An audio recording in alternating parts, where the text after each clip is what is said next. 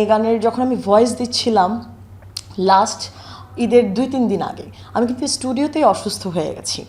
এমনও হয়েছে আসলে আমি আইসিইউ থেকে বনসাইন দিয়ে চলে এসেছি। আজকে যে আমাকে আপনারা এখানে দেখছেন আমি কিন্তু আসলে অসুস্থ। প্রথমেই আসলে আমি নিজেকে অনেক লাকি মনে করছি যে জেগে ওঠো বিবেকের মতো প্রজেক্টে আমি নিজেকে সম্পৃক্ত রাখতে পেরে। আর জেগে ওঠো বিবেক প্রজেক্টটি কীভাবে এসেছে এটাও আমি একটু ছোট্ট করে বলতে চাই। আমি রাসেল শাহরিয়ারকে চিনি অক্টোবরে, তাও বিজনেস রিলেটেড একটা মিটিংয়ের মাধ্যমে আমার সাথে তার পরিচয়। তো আমাদের বিজনেস পারপাস নিয়ে কথা হচ্ছিল, মিটিং হচ্ছিল।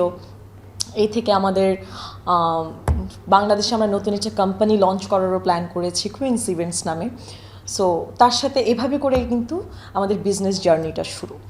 সো উনি যখন চলে যাওয়ার পরে সেকেন্ড ট্রিপে ডিসেম্বরে মেবি উনি বাংলাদেশে আসে, তখন আসলে ওনার শাশুড়ি আম্মা মারা যায়। তো ডিসেম্বরের 4 তারিখ সকালবেলা হঠাৎ করে ভোরবেলা উনি আমার মেইলে একটা তার এই জেগে ওঠো বিবেকের এই গীতিকাব্য আমাকে পাঠিয়েছে। তো ওই গীতিকাব্য দেখার পর আসলে আমার মনে হলো এত ক্রিয়েটিভ একটা পার্সনের সাথে আমার দেখা হয়েছে, তার সাথে আমার পরিচয় হয়েছে। আর আমি তো তার গল্প জানি, সে 12 বছর দেশে আসতে পারেনি, অনেক কষ্ট থেকে তার এই লেখা, তার এই অনুভূতি। কিন্তু এই অনুভূতিকে তো সে নতুন একটা জীবন দিতে চায়, সেটা আমাকে বলেনি, কিন্তু আমি মনে মনে ভেবে নিয়েছি।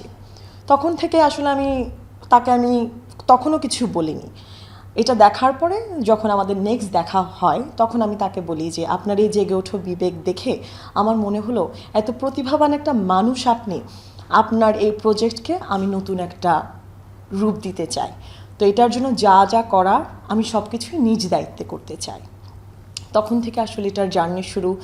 বিভিন্ন কম্পোজারদের সাথে আমার মিটিং হয়, সবাইকে এই প্রজেক্ট নিয়ে আমি কথা বলি।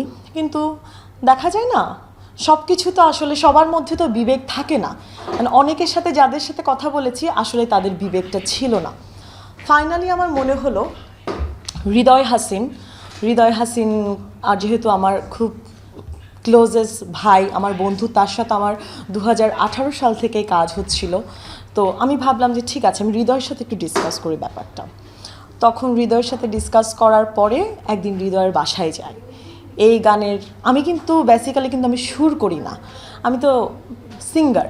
তো এই গানের যখন হৃদয় বললো যে আপু যেহেতু গানগুলো তুমিই করবে, তুমি দেখো একটু কিছু করা যায় কিনা, আমি তো সুর করব, তুমি দেখো। তোমার লেখাগুলো আসলে পরে আমি নিজেই তো খুব আবেগপ্রুপ্ত হয়ে গেলাম। তখন থেকে এই গানের সুর করলাম, এই গানে নিজের ভয়েস দিলাম। অনেক চ্যালেঞ্জ ছিল আসলে এই প্রজেক্টটাতে।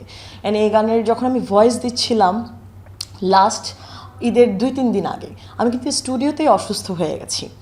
এমনও হয়েছে আসলে আমি আইসিইউ থেকে বনসাইন দিয়ে চলে এসেছি। আজকে যে আমাকে আপনারা এখানে দেখছেন আমি কিন্তু আসলে অসুস্থ, কিন্তু ওই যে মাথায় চেপে বসেছিলাম এই প্রজেক্টটা আমি আমার নিজের মনে করে একজন প্রতিভাবান মানুষের, যার ভিতর এত কষ্ট ছিল, উনি নিজেই এটাকে রূপ দিতে চাচ্ছিল। যেহেতু উনি বাংলাদেশে থাকেন, ওনার বাংলাদেশে এই বিষয়টা নিয়ে তার কোনো আইডিয়াই নেই এইভাবে যে এই প্রজেক্টটা এইভাবে লঞ্চ হতে পারে।